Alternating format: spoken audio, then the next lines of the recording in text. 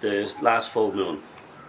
The last full moon with the eclipse, the blood moon eclipse that happened on the 21st, the 22nd and last the 23rd, remember 99% is a full moon, across the previous few days, was probably the supreme magical event of many, many decades. In fact, the avatar of the death card is literal at the moment. So this was a time for magical workings if you had real magic in you.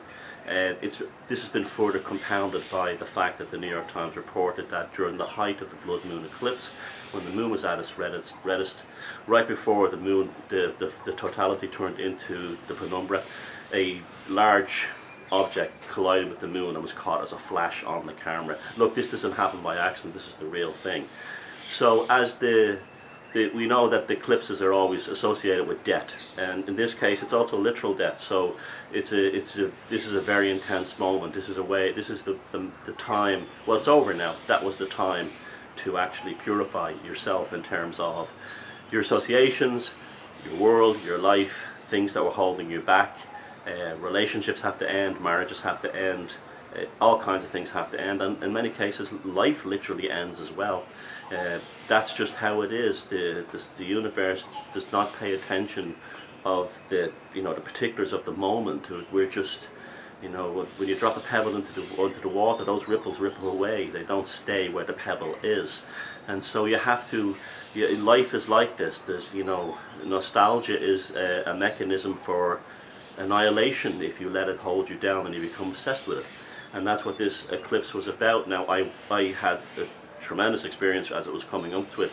In fact, as it was approaching, I watched it over Hanover it was approaching from between the half moon and going to the waxing gibbous, and it looked like a blade, like a scythe, cutting down over to Germany on its side. You can see the video here now. I filmed this in Hanover, and it was such a symbolic moon. It was the annihilation of the old and in with the new, and you either go with these forces or they destroy you. It's as simple as that. You have no choice.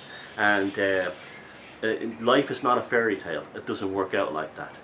You have to attenuate according to the magical and the cosmological possibilities as they come along. They will do everything to you. You have to go through these processes. There's no way around it. And so if you did any magical workings on that night and you have true attenuation and true, your nervous system is primed enough, you would have had phenomenal success. You would have had remarkable success. I know I have, and I'm not looking back and I'm not going back, and this is where I am now, and this is where the world is now, and this is just how it is. And